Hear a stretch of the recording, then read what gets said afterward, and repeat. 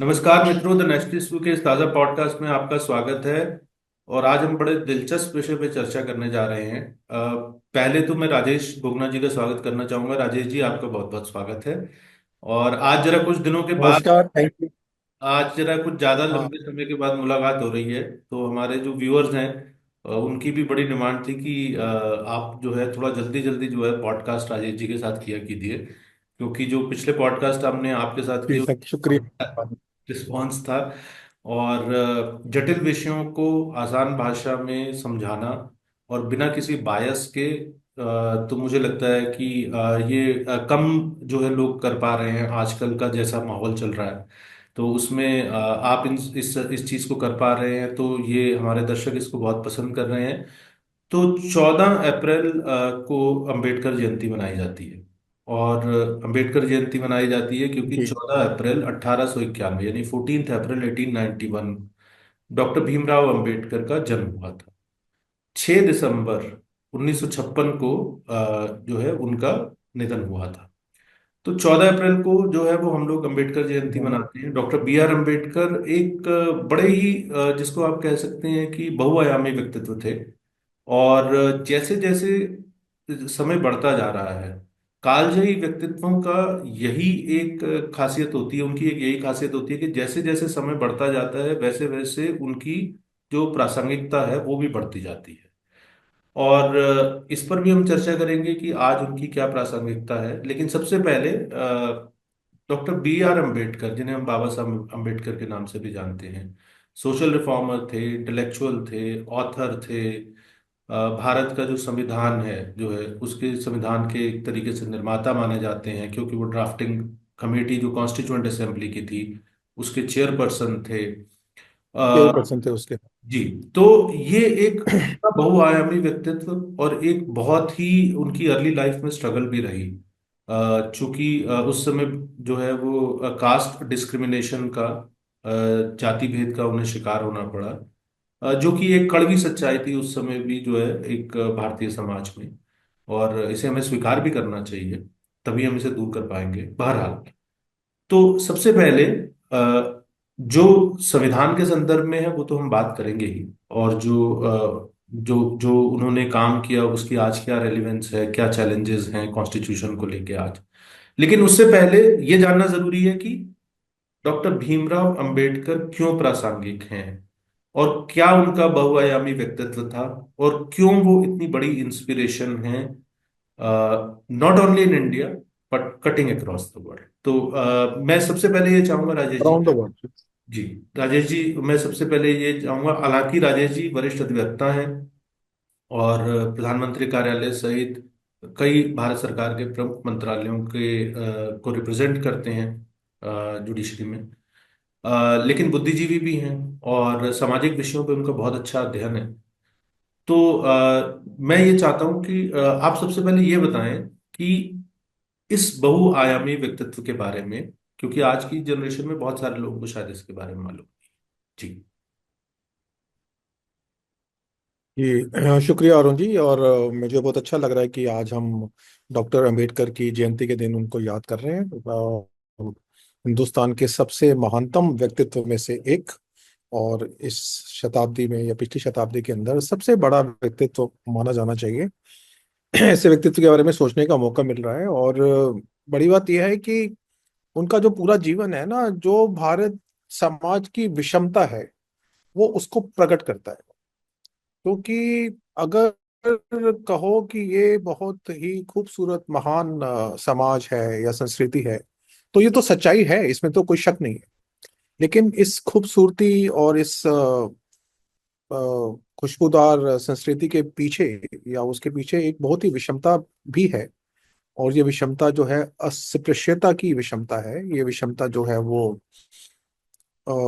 नीची जाति और ऊंची जाति के विभेद की भी विषमता है। और अगर हम भारत समाज को समझना चाहते हैं तो अंबेडकर को समझने से एक बहुत बड़ा काम हो जाता है। जैसे कि एक उर्दू का वो है कि अ, ये ये कुल फासला एक ये कुल फैसला एकदम हो गया। तो जैसे एक सदियों का सफर अगर आप कुछ लम्हों में, जैसे उर्दू में बोले, अगर सदियों का सफर कुछ लम्हों में समझना हो, तो हिंदुस्तान का 5,000 साल पुरानी संस्कृति को अम्बेडकर के जीवन से समझा जा सकता है। कुछ लोगों को ये अजीब सी बात भी लगती है, लेकिन ये ही सत्य है इस भारतीय समाज का।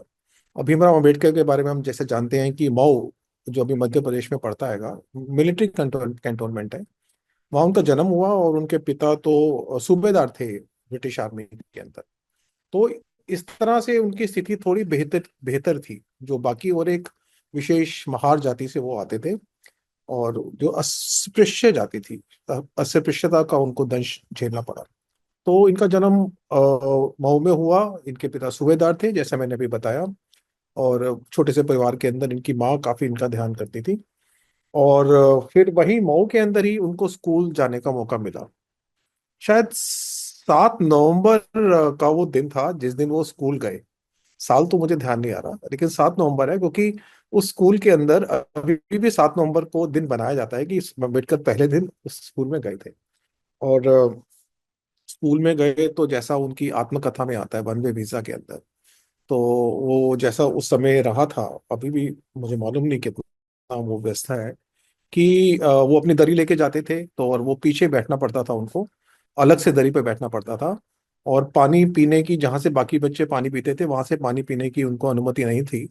तो जो चपरासी होता था, कि फौज का मामला था, तो वो चपरासी पानी पिलाता था तो वो पानी पीते थे। और अगर चपरासी नहीं आता था तो बिना पानी के भी रहना पड़ता था। और इस तरह की विषमता का सामना उन्हें बहुत ही बचपन से करना पड़ा। और अपने पूरे परिवार में और अपने आसपास के लोगों में, अपने गांव में, अपने रिश्तेदारी में, वो चौथी क्लास करने वाले पहले महार थे, या मतलब अपनी जाति में पहले थे। तो चौथी क्लास को पास करना भी एक बहुत ही बड़ी उपलब्धि सा हो गया वहां पर। और उसके बाद उन्होंने 10वीं कक्षा भी पास की, और उसी स्कूल से, तो जो अपने अपने बड़ी उपलब्धि थी। यहीं पर ही एक घटना हो रही है। वो घटना ये हो रही है कि उनके एक टीचर थे, मैं टीचर का नाम शायद अच्छी तरह से याद नहीं कर पा रहा। उन्होंने उनको एक किताब दी बुद्ध के जीवन के बारे में। और अम्बेडकर अपनी जीवन आत्मकथा में लिखते हैं कि उस किताब को पढ़ने के बाद वो मेरे जीवन का एक टर्निंग पॉइंट था। उसके बाद मेरे जीवन की सोच, सब कुछ बदला। और एक अच्छे अध्यापक ने एक किताब दी भीमराव अंबेडकर को, और उस किताब को पढ़ने के बाद उनका पूरा जीवन क्रम, सोच, सब कुछ बदल गया, जैसा कि वो कहते हैं। और उसके बाद इससे पहले ही रादर मैं बताना चाहूंगा कि उनकी जो आत्मकथा है वो 1990 में छपी, और वन वे वीजा करके। तो उसके अंदर काफी घटनाएं आती हैं, जिसमें कि एक घटना ये भी आती है कि वो अपने पिता से मिलने, जो फौज में सूबेदार रिटायर होने के बाद कहीं और काम कर रहे थे, वो गए तो रेलवे स्टेशन पे खड़े हुए थे। तो रेलवे स्टेशन से जब अपने पिता के यहाँ जाना था, तो किसी बैलगाड़ी ने, बैलगाड़ी वाले ने उनको बैलगाड़ी में बिठाने से मना कर दिया, जब उनको पता चला कि वो एक महार हैं, अस्पृश्य जाति से हैं। बड़ी मुश्किल से दुगने पैसे दे के जब वो माना, तो उसने बोला कि मैं चलाऊंगा नहीं, मैं साथ साथ चलूंगा। तो अम्बेडकर को, भीमराव को बैलगाड़ी चलानी आती थी, तो उन्होंने बैलगाड़ी चलाई। और चला के वो आगे गए, तो आगे उनको खाना तो था पर प्यास लगी। प्यास लगी तो पानी देने से मना कर दिया जो वहां का व्यक्ति था। तो उन्होंने किस उसने तो उसने गाड़ी वाले ने बोला कि आप इनको बोलना मैं मुसलमान हूँ। तो उन्होंने बोला मैं मुसलमान हूँ, पर उसको विश्वास नहीं हुआ। तो बिना पानी के, बिना खाना खाए, खाना था पर खा नहीं पाए क्योंकि पानी देने से मना किया। तो ऐसी घटनाएं उनके जीवन में लगातार चलती रही। और उसके बाद एक बहुत ही विचित्र बात है और महान बात भी है कि प्रतिभाशाली थे, तो उनको स्पॉन्सरशिप मिली वहाँ के जो बड़े लोग थे। और उसके बाद वो पढ़ाई करने के लिए कोलंबिया यूनिवर्सिटी में गए। और उनकी पहली पीएचडी एंथ्रोपोलॉजी के बारे में थी। उसके बाद वो लंदन स्कूल ऑफ इकोनॉमिक्स में गए, और उन्होंने उसके बाद इकोनॉमिक्स में पीएचडी की। उसके बाद एक पीएचडी उनको और मिली। मुझे अभी किसी ने बताया कि कोलंबिया यूनिवर्सिटी के जो बेसमेंट में उनकी यूनिवर्सिटी है, तो और बेसमेंट में जो लाइब्रेरी है, तो उसके लाइब्रेरी के गेट के ऊपर आज भी अंबेडकर की एक मूर्ति लगी हुई है वहां पर। तो कोलंबिया यूनिवर्सिटी ने भी उनको अपने महानतम विद्यार्थी के तौर पर तय किया।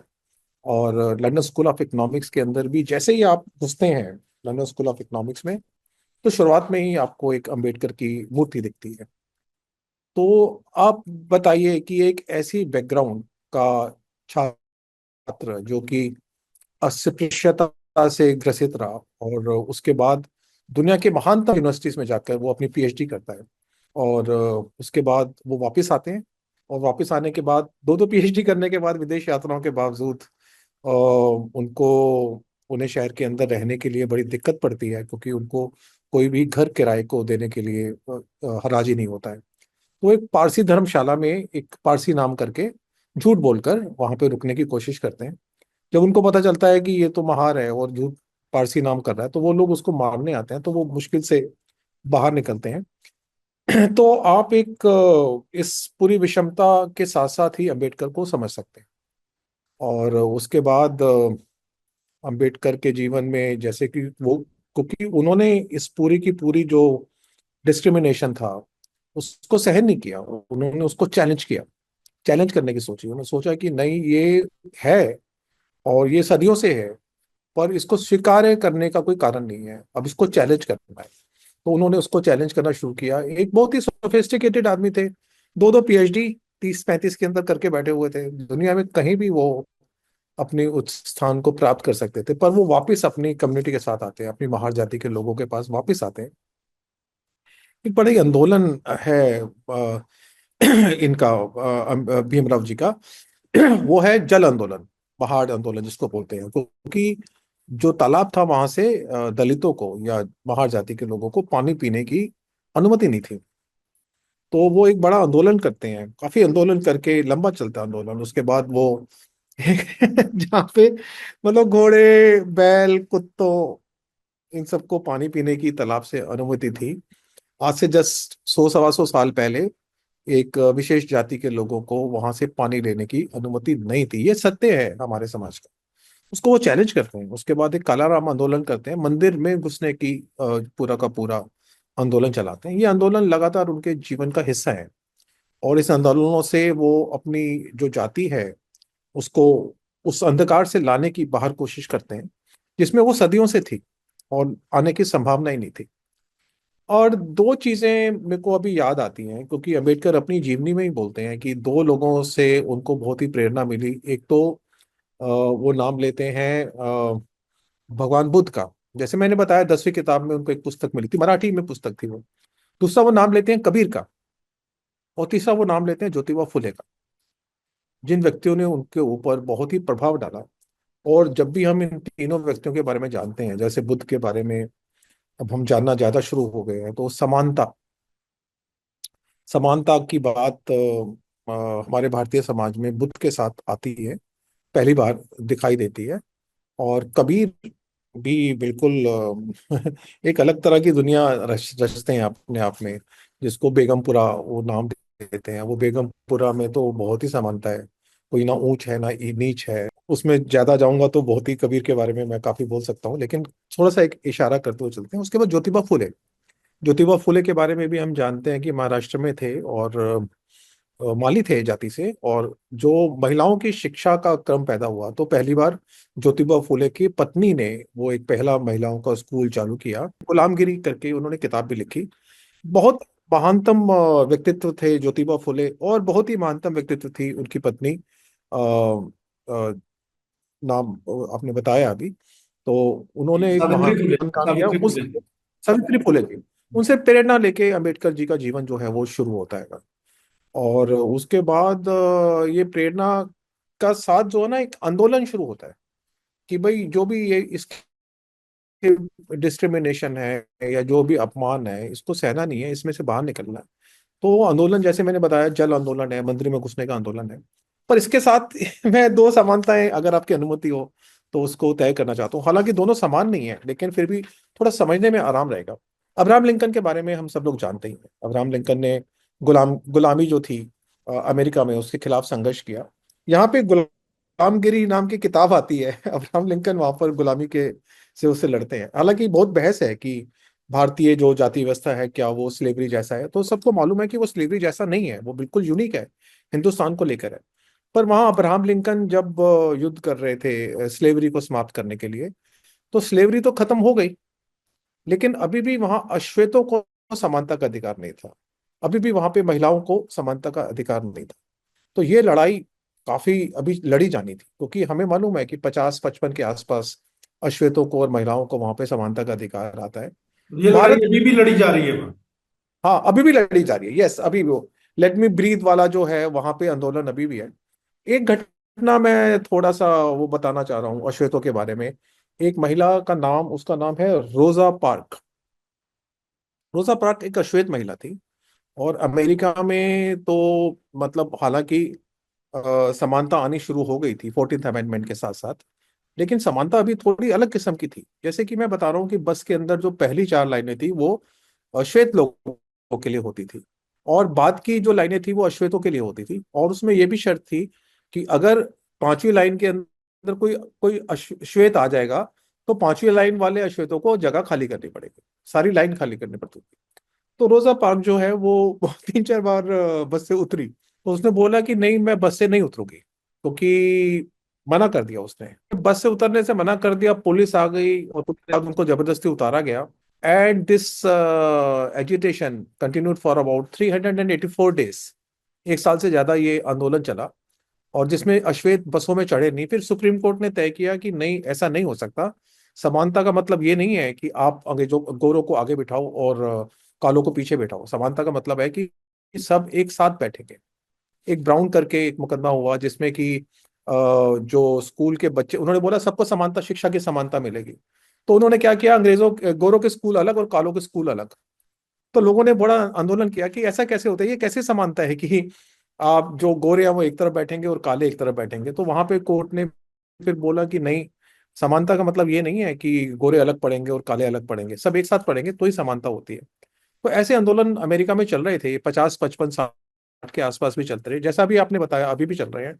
और भारतीय संदर्भ में हमारा देश आजाद हो गया और उसके बाद वो कॉन्स्टिट्यूएंट असेंबली बनी, जिसमें ड्राफ्ट कमेटी के अंदर चेयरपर्सन के तौर पर भीमराव अंबेडकर का नाम आता है। और इसमें लाने के लिए गांधी जी और नेहरू जी और उस वक्त के जो बड़े कांग्रेस के नेता थे, उन्होंने आग्रह किया अम्बेडकर को, भीमराव अंबेडकर को, कि वो ड्राफ्ट कमेटी के चेयरपर्सन बने। 7 लोगों की ये कमेटी थी। और आमतौर पर लोग बोलते हैं कि नहीं, अंबेडकर ने तो कोई लिखा नहीं, वो तो बहुत सारी कॉन्स्टिट्यूंट असेंबली थी वो लिख रहे थे, अंबेडकर का तो कुछ इसमें है ही नहीं है, योगदान ही नहीं है। तो मैं बताना चाह रहा हूँ कि कॉन्स्टिट्यूंट असेंबली के एक मेंबर थे, उनका नाम था MM कृष्णाचारी। उन्होंने, उनकी उनका बयान है कॉन्स्टिट्यूशन असेंबली के अंदर, उन्होंने बोला 7 मेंबर थे, 7 में से एक ने ज्वाइन नहीं किया, एक बीमार हो गया, 2 विदेश चले गए, एक मर गया, और किसी एक को लाया गया। तो बोला है कि ये सारा का सारा काम भीमराव अम्बेडकर को खुद अकेले में ही करना पड़ रहा था। तो उसके साथ उन्होंने हमारे को एक बहुत ही महान संविधान दिया। कॉन्स्टिट्यूंट असेंबली के सभी लोगों ने मिलकर ये संविधान दिया। अब चूंकि वो ड्राफ्ट कमेटी के चेयरपर्सन थे, तो उनका नाम प्रमुखता से आता है। और इस संविधान के अंदर जो हमारे फंडामेंटल राइट्स की बात आती है, तो पहला फंडामेंटल राइट्स हमारे यहाँ पर स्वतंत्रता नहीं है। वरना बोलेंगे हम स्वतंत्र हो रहे थे, तो हम स्वतंत्रता चाह रहे थे। ये अंबेडकर का ही आग्रह था और बाकी लोगों का भी आग्रह था कि पहला फंडामेंटल राइट्स मतलब मौलिक अधिकार वो समानता का था। और समानता का अधिकार, 7 तरह की समानताओं की उसमें बात हुई कि किसी प्रकार का डिस्क्रिमिनेशन नहीं होगा, पब्लिक एम्प्लॉयमेंट में समानता होगी, हर तरह समानता हुई। तो समानता को प्रमुखता से रखा गया। इसके साथ ही संवैधानिक तौर पर जो अस्पृश्यता थी, मतलब अनटचेबिलिटी, उसको समाप्त किया गया। ये भी हिंदुस्तान में पहली बार हो रहा था। कोई विश्वास नहीं करेगा कि हिंदुस्तान में कानून बना के संविधान में लिखना पड़ा कि अस्पृश्यता समाप्त हो जाएगी। तो अंबेडकर जी ने का ये सहयोग था। और उसके बाद समानता की जब बात करी, तो उन्होंने महिलाओं की समानता के बारे में भी बहुत अच्छा सोचा। जैसा कि हम जानते हैं कि भारतवर्ष में क्या दुनिया भर के अंदर महिलाओं की स्थिति जो थी वो बहुत अच्छी नहीं रही है। अमेरिका के अंदर जब हम बात कर रहे हैं ब्लैक की, तो उसी वक्त महिलाओं की भी तो समानता की बात शुरू हुई ना, क्योंकि 54-55 में जाके हमारे बाद उनको वोटिंग राइट और बाकी सब अधिकार मिले। और तो उस वक्त भारतवर्ष के अंदर भी महिलाओं की समानता के अंदर अगर बात किया जाए, तो भीमराव अंबेडकर का बहुत ही बड़ा योगदान था। और इस बारे में भी हम जानते हैं कि जो आज हमारे आसपास हमारे परिवारों की महिलाएं खूब पढ़कर डॉक्टर, इंजीनियर, प्लेन चला रही हैं, ये आंदोलन तकरीबन 47-48 से शुरू हो गया था।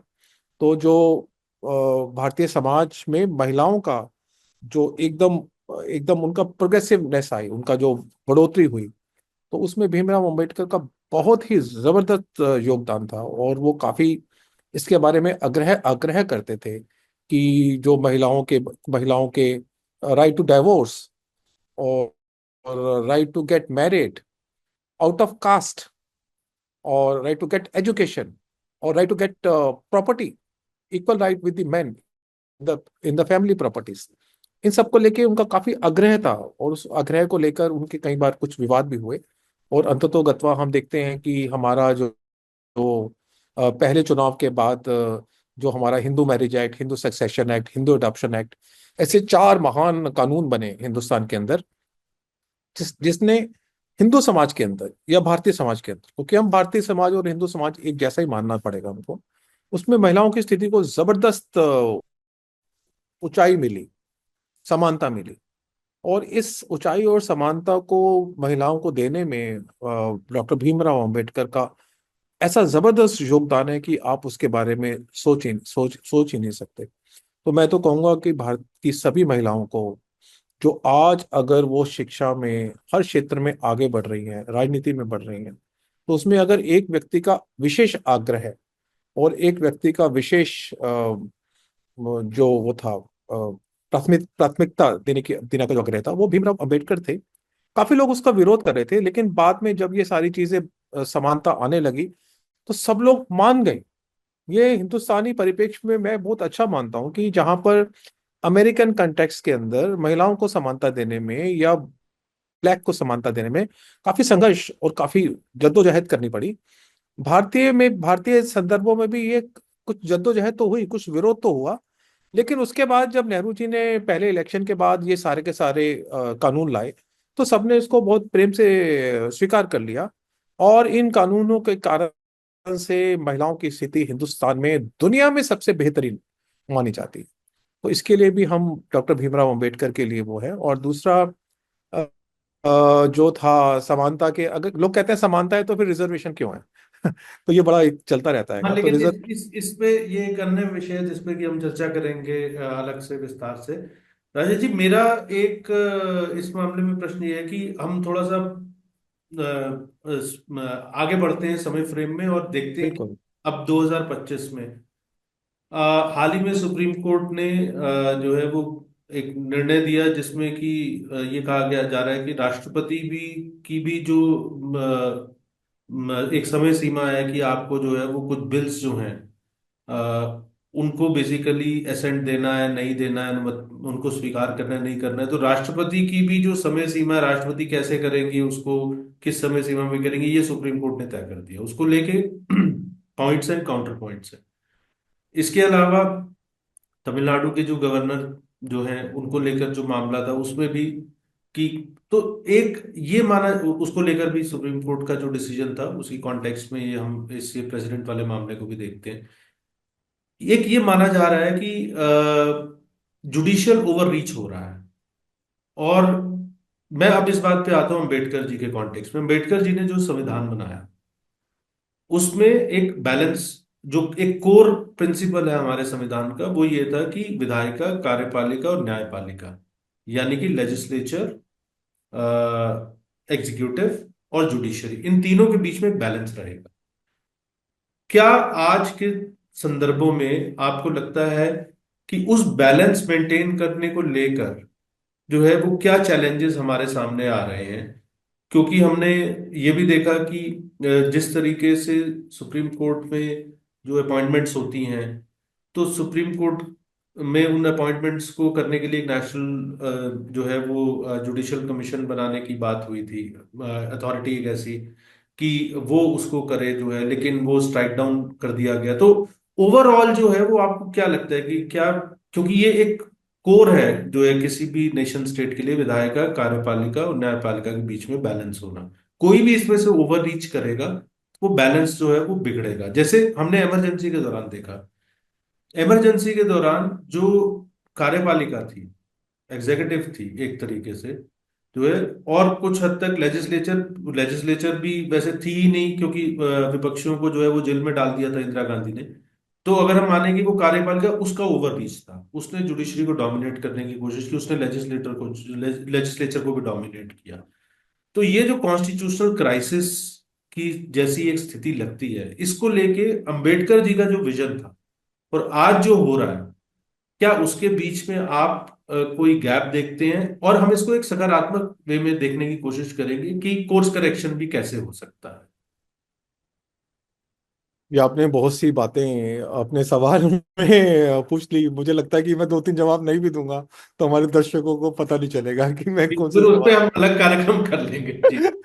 जी, सबसे जरूरी है कि अंबेडकर मतलब कॉन्स्टिट्यूट वो, मैं अंबेडकर का संविधान नहीं बोलता, मैं तो बोलता हूँ कॉन्स्टिट्यूशन असेंबली ने बनाया, वो चेयरपर्सन थे तो उनको उसका क्रेडिट मिलता है। तो मैं थोड़ा मतलब सब पूरा सम्मान देते हुए मैं अंबेडकर जी का संविधान ही ही इज बोलता द की आर्किटेक्ट, हूँ। Yes, is the but key, overall it no was a doubt, no collective doubt. Effort. हाँ, नो डाउट। तो उनके पूरे के पूरे जो कॉन्स्टिट्यूंट असेंबली की डिबेट्स हैं और उसके अंदर वो लगातार जिस पे स्ट्रेस करते हैं, जिस चीज पे दबाव डालते हैं, वो है कि लोकतांत्रिक संस्थाओं में विश्वास, जैसे अंग्रेजी में और बोलते हैं deepening of institutions, deepening of democratic institutions. अब डेमोक्रेटिक इंस्टीट्यूशन तो चाइना में भी है, डेमोक्रेटिक इंस्टीट्यूशन तो पाकिस्तान में भी है, माफ कीजिए डेमोक्रेटिक इंस्टीट्यूशन तो अफगानिस्तान में भी है, चुनाव वहां पर भी होता है, बांग्लादेश में डेमोक्रेटिक इंस्टीट्यूशन है। तो लेकिन अंबेडकर का विश्वास था, वो इस शब्द का प्रयोग करते हैं, deepening of constitutional democratic institution या कॉन्स्टिट्यूशनल इंस्टीट्यूशन, वो इसकी बात करते हैं। और अंबेडकर जी जो विशेष बात करते हैं, जो अभी आपने बोला, वो है सेपरेशन ऑफ पावर, शक्ति का पृथक्करण, सेपरेशन जो है उसकी बात करते हैं। जिसके अंदर ये होता है कि तीन है यहाँ पर, एक न्यायपालिका है, कार्यपालिका है, और इसमें इसके अंदर विधायक सेपरेशन ऑफ विधायक पावर जो है। है लेजिस्लेचर। विधायिका है, विधायिका हो गई जो हमारी संसद है। तो इसके अंदर बैलेंस ऑफ पावर है, हर आदमी अपना अपना काम करेगा, ये नहीं कि कोई भी काम कोई भी करना शुरू कर देगा। तो हर सेपरेशन ऑफ पावर में रहेगा, तब तक इंटरफियर नहीं करेंगे जब तक कुछ बहुत ही अनैतिक या असंवैधानिक नहीं हो रहा, और बहुत ही संभाल के रखना है अपने आप को। और इसके अंदर पूरा जो भारतीय संविधान है, वो उसका जो हमारे को बोलते हैं कि उसका जो उसका फाउंडेशन है, वो ये है कि सेपरेशन ऑफ पावर। अब सेपरेशन ऑफ पावर में सबसे महान कौन है प्रजातंत्र के अंदर? तो इस प्रजातंत्र में सबसे महान तो यहाँ की जनता है, हम लोग हैं, हम लोग आपस में बात कर रहे हैं, हमारे दर्शक हैं, वो सबसे महान है। ये प्रजातंत्र उनके लिए ही है। People, democracy is for the people, of the people, by the people. तो जनता के लिए ये है, आम जन के लिए है, हम बार बार बात करते हैं, ये आम जन के लिए है। तो जो जनता सोचेगी वही होगा इस देश के अंदर, वही होना चाहिए, वही हर प्रजातंत्र में होता है। जिस प्रजातंत्र में जन भावना का सम्मान नहीं किया जाता, जन भावना मतलब जन प्रतिनिधियों का सम्मान नहीं किया जाता, वो फिर डेमोक्रेसी नहीं है, it is a dead democracy. It is democracy for the name of it, it is democracy just for the sake of it, जैसा इट कि इज नॉट ए हम ट्रू देखते हैं डेमोक्रेसी। पाकिस्तान, चाइना, अफगानिस्तान का आपने एग्जांपल दिया, अभी नाम लिया। तो वो हाँ, कहने को सो कॉल्ड डेमोक्रेटिक या जो भी इंस्टीट्यूशंस हैं, but it's effectively they don't exist, they only exist on paper. थोड़ा संदर्भ अलग ना हो जाए, लेकिन जब हम हिटलर की बात भी करते हैं, so Hitler was elected through a democratic process. वो तो चुनाव लड़के आता था ना, चुनाव के बाद वो पहले कम सीटें फिर बड़ी सीटें, तो डेमोक्रेटिक इंस्टीट्यूशन से आ रहा था। लेकिन जब वो डेमोक्रेटिक इंस्टीट्यूशन से आ रहा था, तो क्या डेमोक्रेटिक इंस्टीट्यूशन की डीपनिंग हो रही थी, या सारी सत्ता उसने अपने हाथ में ले ली थी? क्या बुराई है हिटलर में और किसी डेमोक्रेटिक लीडर के अंदर? बुराई ये है कि दोनों चुनाव से वापस आए, लेकिन वो ऐसी स्थिति में ले आया अपने आप को जहां पर सब कुछ, सबका केंद्र वो हो गया, और हर चीजें वो तय करने लगा। फिर उसने तय किया कि कानून ऐसे बनेंगे, उसने तय किया कि आर्थिक स्थिति ऐसी होगी, उसने तय किया कि अब हम रशिया पे भी हमला करेंगे, और हम, कंसंट्रेशन ऑफ पावर बेसिकली। और जब एक एक एक हाथ में सारी शक्ति आ जाती है, चाहे वो व्यक्ति है चाहे वो संस्था है, तो वो खतरनाक हो जाती है। मैं इस पे आना चाह रहा था तो हाँ, कि मैं यही पूछना चाह रहा था, अभी क्या लग रहा है आपको जुडिशियल ओवररीच को लेके? मैं उसी पे आ रहा हूं कि एक व्यक्ति जो डेमोक्रेटिक तरीके से चुना गया था, उसने सब कुछ, पूरी दुनिया को बर्बाद करने का एक सिलसिला शुरू कर दिया। अभी हम देख रहे हैं कि हमारे जो मिस्टर ट्रम्प है वो डेमोक्रेटिक के लिए इलेक्टेड प्रेसिडेंट है, और वो भी पूरी पूरी दुनिया के अंदर अव्यवस्था पैदा कर दे, तो कोई भी व्यक्ति अपनी सीमाओं को लांघता है या अपनी दूसरों की शक्तियों का हनन करता है, तो ये बड़ी खतरनाक स्थिति पैदा करता है। ये बड़ी खतरनाक प्रक्रिया है, वेरी डेंजरस प्रपोजिशन ऐसा बोलेंगे। तो क्या भारत में जो संतुलन है, कार्यपालिका, विधायिका और न्यायपालिका, क्या वो संतुलन अभी सबल है? क्या वो हेल्दी है या वो कमजोर हो रहा है? तो ये अगर प्रश्न पूछा जाए, तो मैं आपके जो आपने बात उठाई थी उससे आने से पहले ही बोलूंगा कि ये जो संतुलन है ये तो खराब अभी से नहीं हुआ, वो बहुत पहले से होना शुरू हो गया था। जैसे कि हम संविधान के अंदर हमारी जो संविधान की प्रक्रिया है उसमें बोला कि सुप्रीम कोर्ट जज और हाई कोर्ट जजेस का जो नियुक्ति होगी वो राष्ट्रपति जी करेंगे, जिसमें वो चीफ जस्टिस ऑफ इंडिया से राय लेंगे। राय लेना था। लेकिन उसके बाद हम जानते हैं कि जजेस, फर्स्ट जजेस केस, सेकंड जजेस केस, थर्ड जजेस केस, ऐसे 3 केसेस हुए जिसके अंदर न्यायपालिका, जिस चीफ जस्टिस से जब राय लेना था केवल जज की नियुक्ति के बारे में, वो राय को सुप्रीम कोर्ट में 2-3 मुकदमों के आते आते बोला कि नहीं, ये हमारी राय राय नहीं है, ये हमारी राय तो निर्देश है, ये हमारी राय तो आदेश है, और भारत सरकार को उसका पालन करना पड़ेगा। तो ये राय लेने से लेकर उसको अपने आप को आदेश की स्थिति में ले आना। एक बार है कि मैंने अरुण जी से बोला कि अरुण जी आपकी क्या राय है, क्या मैं ये कुर्ता पहनूं कि ये ना पहनूं? और दूसरी बात होता है कि अरुण जी मुझे बोले कि नहीं गोगना जी, आपको तो ये कुर्ता डालना ही पड़ेगा। तो ये बिल्कुल मैंने थोड़ी सरलता से समझाने की कोशिश की है, बिल्कुल वो स्थिति आ गई। और 3 मुकदमे होते होते जो था, ये पूरी की पूरी जजेस को बनाने का जो पूरी प्रक्रिया थी, वो सुप्रीम कोर्ट ने अपने हाथों में ले ली। सुप्रीम कोर्ट ने अपने हाथों में लेने का क्या मतलब है कि 5 जजेस ऑफ सुप्रीम कोर्ट, कोलिजियम बनाया, उसका नाम दिया कोलिजियम, जिसमें 5 जजेस ऑफ सुप्रीम कोर्ट, 3 जजेस ऑफ द हाई कोर्ट। तो ये 5 जज जो सुप्रीम कोर्ट है यही तय करेंगे कि किसको जज बनाना है, किसको जज नहीं बनाना है। अरुण जी, मैं कभी कभी अपने आप से पूछता हूं कि आखिरकार प्रजातंत्र और राजतंत्र में फर्क क्या होता है? राजतंत्र में क्या होता है कि राजा जो है वो अपने आने वाली जो पीढ़ी है उसको खुद तय करता है।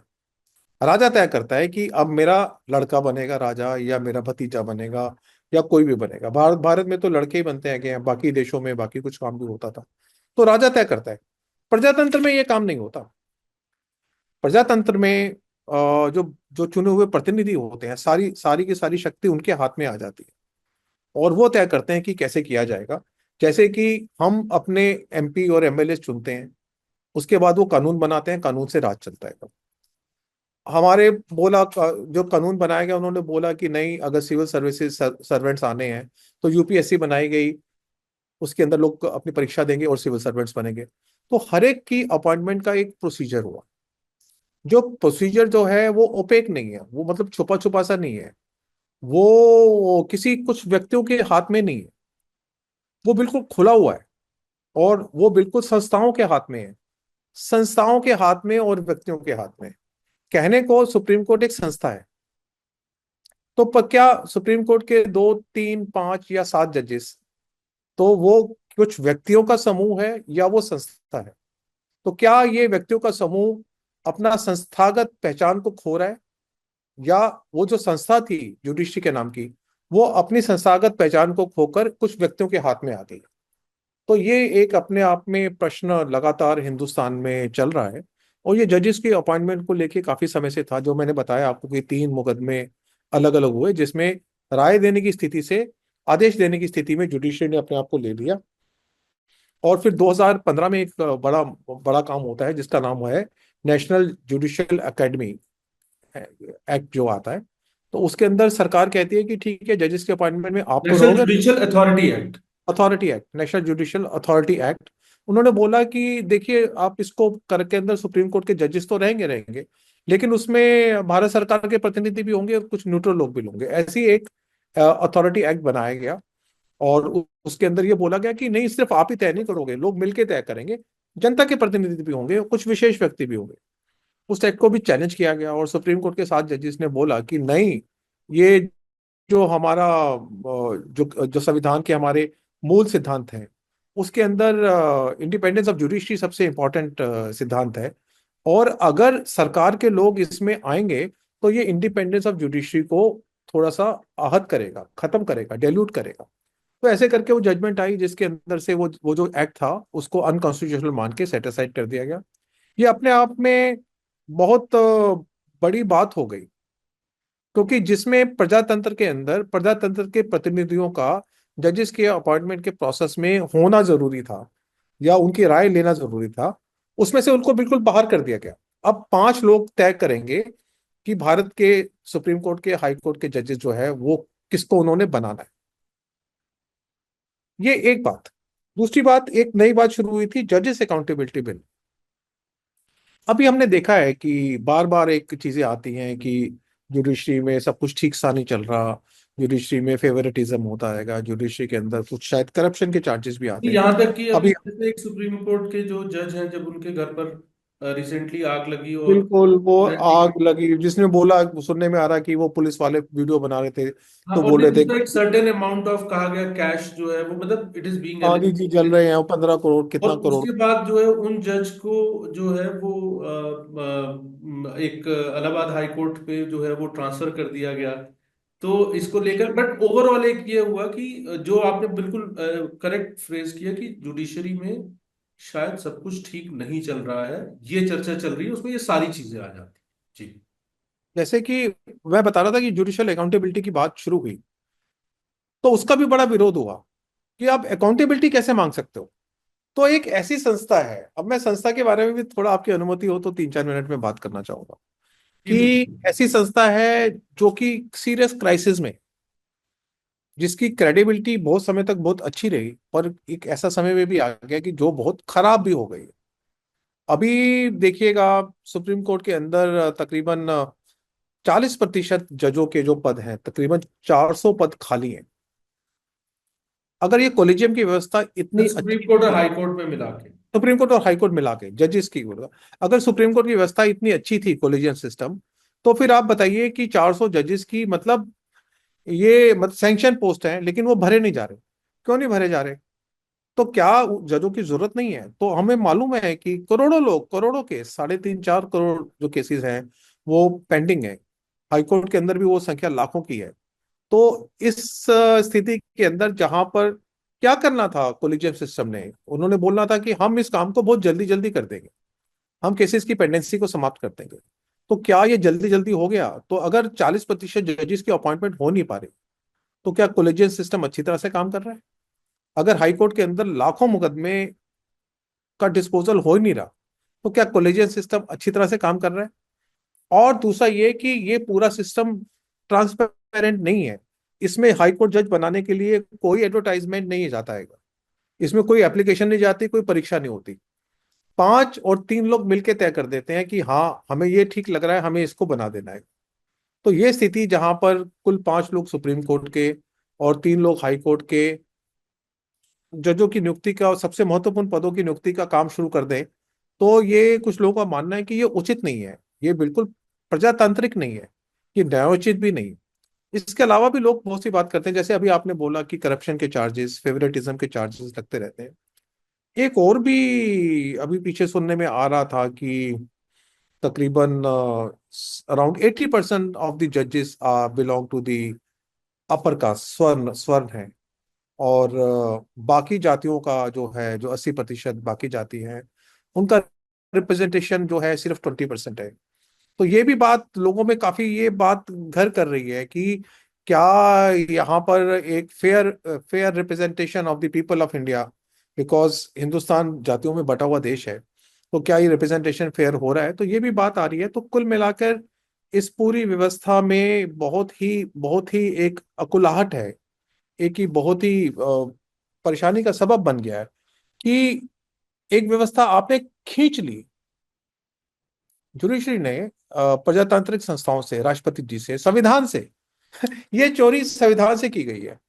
एक आपने संविधान संविधान में जो प्रावधान था उसको खींच लिया अपने पास। आपने बोला कि कंसल्टेशन का मतलब कंसल्टेशन नहीं है, कंसल्टेशन का मतलब मेरा वो है। अभी एक जज, स्वीडन स्विट्जरलैंड के एक जज ने इसी व्यवस्था के ऊपर एक न्यूजीलैंड, आर्टिकल लिखा। न्यूजीलैंड, आई थिंक न्यूजीलैंड के जज है। न्यूजीलैंड के, हाँ न्यूजीलैंड के जज थे जी जी वो। जी। Angels cry, when the angels cry, वो उसका नाम मैं भूल रहा हूँ, उसका क्या था।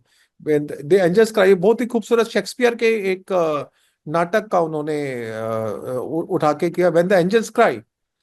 तो उन्होंने उसके ऊपर बड़ा उपन्यास लिखा है कि ऐसी ऐसी जो जो जो तीसरी जज जज जज अपॉइंटमेंट जजमेंट आई, उसके अंदर उन्होंने ऐसी ऐसी व्यवस्थाएं दी, ऐसे ऐसे तर्क दिए। तो उन जज साहब ने बोला कि ये बिल्कुल शेक्सपियर के नाटक जैसा हो गया, जहां पे बहुत ही महान, बहुत ही विद्वान लोग जो हैं वो ऐसी ऐसी बातें करते हैं कि उनकी बातों को सुनकर जो देवता बैठे हुए हैं स्वर्गों में वो रोते हैं। तो उन्होंने बहुत ही अच्छा एक शेक्सपियर के ऊपर जो मैं नाटक था मैं एक बार वो भारतीय। दर्शकों की जानकारी के लिए बता देता हूँ, जिस आर्टिकल की जो है वो चर्चा कर रहे हैं, उस आर्टिकल का टाइटल है मेकिंग द एंजल्स वीप। ठीक और है, ये वीप रॉबिन वीप, कुक हैं, यस। जो न्यूजीलैंड के एक प्रख्यात जज हैं। उन्होंने जो है वो इसे लिखा है, और उन्होंने मूलतः 1993 की एक सुप्रीम कोर्ट की जजमेंट का इसमें एनालिसिस किया था। सुप्रीम कोर्ट जो भारत का है, और ये जो मामला था ये था supreme courts advocates on record association versus union of India. इस मामले का उन्होंने एनालिसिस किया था। इस जानकारी का क्रेडिट मैं श्री राजेश गोगना जी को ही देना चाहूंगा, क्योंकि चर्चा से पहले उन्होंने अपनी रिसर्च मेरे साथ शेयर की थी, तो ये मेरी रिसर्च नहीं है, ये श्री राजेश गोगना जी की रिसर्च है, इसका क्रेडिट उन्हें जाता है। जी तो बिल्कुल। तो ये जजमेंट में जो एंजल्स क्राई वाली जो बात आती है, तो आप जो है पूरी संवैधानिक स्थिति को बदल देते हैं, और उसमें आप बताते ही नहीं कि आप ये किन आधारों पे बदल रहे हैं। इसमें संवैधानिक तो प्रावधान था ही नहीं ना। इसमें कोई संवैधानिक प्रावधान नहीं था कि आप तय करेंगे। इसके अंदर कोई जो वो कन्वेंशंस थी वो भी नहीं थी। तो उसके बिना वो जो जज साहब का वो हवाला भी देते हैं, जस्टिस वर्मा का। तो ये जजमेंट आई है। कुछ लोगों का मानना है कि ये जजमेंट जो था वो एक संविधान संविधान के साथ एक प्रकार का धोखा था। और इस कारण से ये पूरी शक्ति एक विशेष व्यक्तियों में या संस्थाओं में चली गई।